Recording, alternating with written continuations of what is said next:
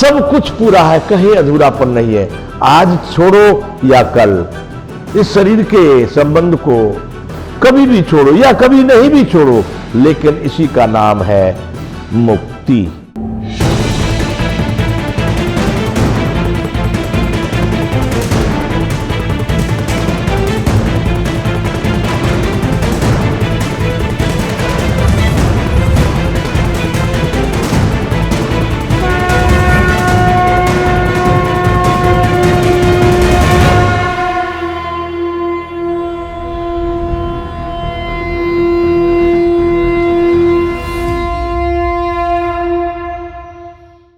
जय विश्व बंधु। आइए बंधुओं, आज अपने इस कार्यक्रम में हम आपको मोक्ष की यात्रा कराते हैं। मोक्ष इस मनुष्य के जीवन काल में सबसे श्रेष्ठ 4 पदार्थ पाने योग्य कहे गए हमारे भारतीय ग्रंथों में, हमारी परंपरा में। अर्थ, धर्म, काम, मोक्ष। सूक्ष्म में अभी हम इनका चर्चा करते हैं, फिर मृत्यु और मुक्ति, इसका भेद बताते हैं। बहुत अंतर नहीं है मृत्यु में और मुक्ति में। शुरू करते हम। जो लोग अपने जीवन काल में अर्थ का अर्थ ही है धन संपत्ति वैभव। अर्थ का सीधा मतलब निकालेंगे तो धन है।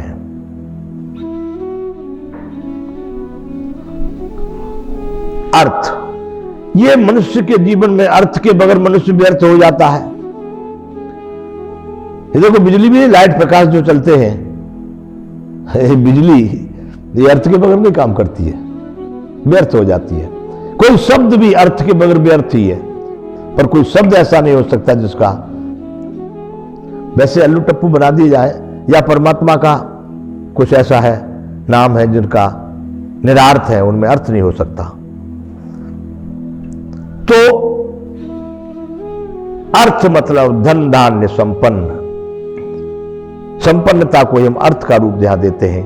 तो जो व्यक्तियों के जीवन में अर्थ प्राप्त होता है, यदि उस अर्थ को, यदि उस धन को, उस संपन्नता को व्यक्ति धर्म के लिए खर्च करने लगे, धर्म में उसका उपयोग करने लगे। धर्म आपको हम पहले बता चुके हैं, प्रकृति, प्राणी और धर्म, इन 3 चीजों को लेकर के हम चल रहे हैं। तो जो धर्म के लिए धर्म है पुरुषार्थ, परोपकार, प्राणियों पर दया, क्षमा, सृष्टि प्रकृति के लिए, उनके उन्नति के लिए, उनके विकास के लिए, जीवों के कल्याण के लिए यदि हम अपने संपन्नता को उसमें उपयोग करते हैं तो वो धर्म कहा जाता है। तो धर्म के लिए उपयोग किया हुआ धन श्रेष्ठ धन हो जाता है, उसकी उच्च कोटि की गति हो जाती है, प्रथम गति हो जाती है। 3 गतियां हैं धन की। उत्तम गति है दान, मध्यम गति है उपभोग और निम्न गति है नाश। नाश का मतलब रख करके, पहले लोग कुछ ऐसे कहीं जमीन में गाड़ देते थे, खत्म हो गए, मर गया, रह गया, किसी को दे गए, बच्चों को बताया भी नहीं, वो भी नष्ट हो गया, तो नाश। तो अर्थ को जिन लोगों ने धर्म में खर्च कर दिया, धर्म के उपयोग में ले लिया, तो उस धर्म के प्रताप से उनका क्या होता था? काम। अर्थ, धर्म, काम, काम पूरा हो जाता था। काम का मतलब है कामनाओं का बाप, जिससे सभी कामनाएं उत्पन्न होती है। गीता के एक श्लोक में अर्जुन ने भगवान को पूछा है, 3 अध्याय का यह प्रश्न है कि अथ केन प्रयुक्तोयम पापम चरति पुरुष अनिच्छन्नपि वार्षणे बलादिव नियोजित।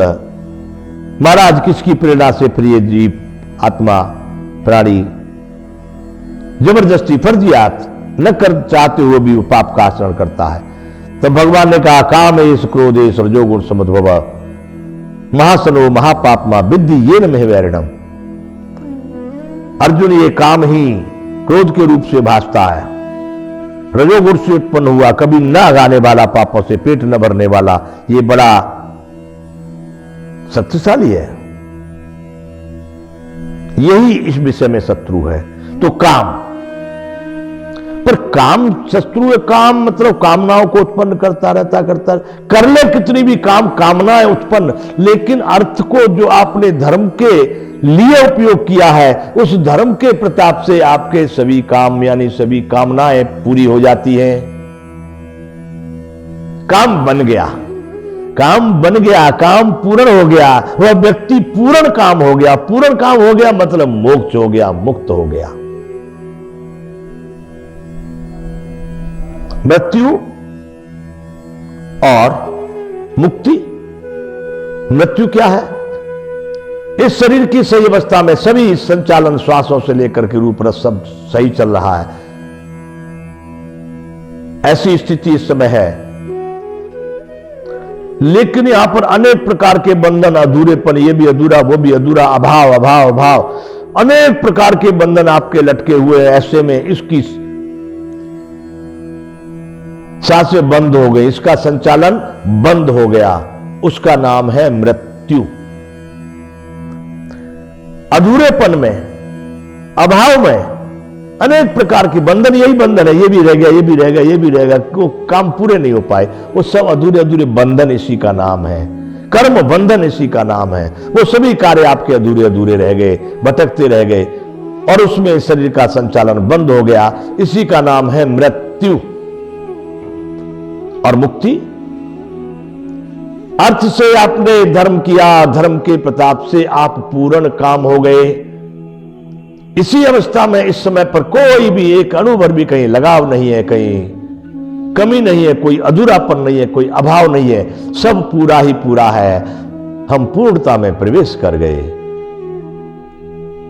सब कुछ पूरा है, कहीं अधूरापन नहीं है। आज छोड़ो या कल इस शरीर के संबंध को कभी भी छोड़ो या कभी नहीं भी छोड़ो, लेकिन इसी का नाम है मुक्ति।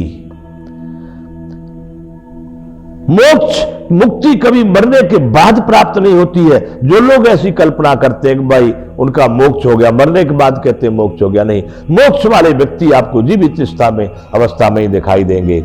जाहे न चाहिए कबहू कछु तुम सन सहज सने, जो स्वाभाविक ही परमात्मा के प्रेम में लगा हुआ है, जिसको किसी भी अणुभर किसी भी चीज की कोई आवश्यकता, कोई याचना नहीं है, जो हर समय हर तरह से पूर्ण काम हो चुका है, जिसके सभी काम पूरे हो चुके, उसको कोई कामना बाकी नहीं है। वैसी स्थिति में शरीर का संचालन बंद हो जाना, इसको कहेंगे मुक्ति, इसी को कहते हैं मोक्ष।